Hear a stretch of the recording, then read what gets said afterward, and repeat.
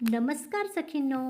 उन्हाळ्यात शरीराला थंडावा देण्यासाठी तसेच शक्तिवर्धक लाडू बनविण्यासाठी लागणारे साहित्य म्हणजे मखाने 4 वाट्या, साधे फुटाणे 3 वाट्या, सुक्या खोबऱ्याचे काप 1 वाटी, अर्धी वाटी काजू, अर्धी वाटी बदाम, अर्धी वाटी टरबूजाच्या बिया, अर्धी वाटी भोपळ्याच्या बिया, अर्धी वाटी तीळ, अर्धी वाटी पिस्ता, अक्रोड बी पाव वाटी, अर्धी वाटी बिया काढलेले खजूर, 2 वाट्या सुजी किंवा बारीक रवा, नाचणी पीठ 2 वाट्या, 3 वाट्या खडीसाखरेची पिठी, 2.5 ते 3 वाट्या तूप.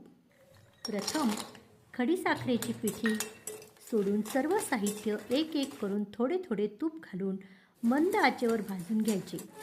मात्र ते करपू नये याची काळजी घ्यायची. एक मखाना हाताने दाबल्यानंतर सहज चुरा झाला की ते भाजले समजावे. त्यानंतर पल्स मोडवर म्हणजेच मिक्सर बंद चालू करत भाजलेले सर्व साहित्य रवाळ वाटून घ्यायचे.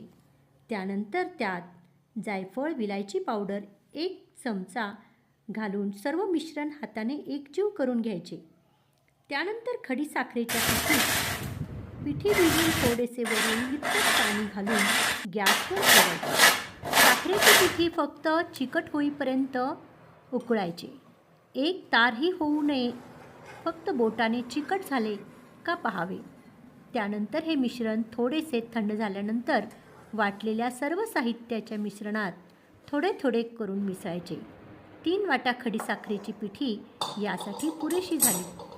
त्याचबरोबर गरम केलेले 1 ते 1.5 वाटी तूप त्या मिश्रणात घालून सर्व व्यवस्थित मिक्स करून लाडू वळायचे.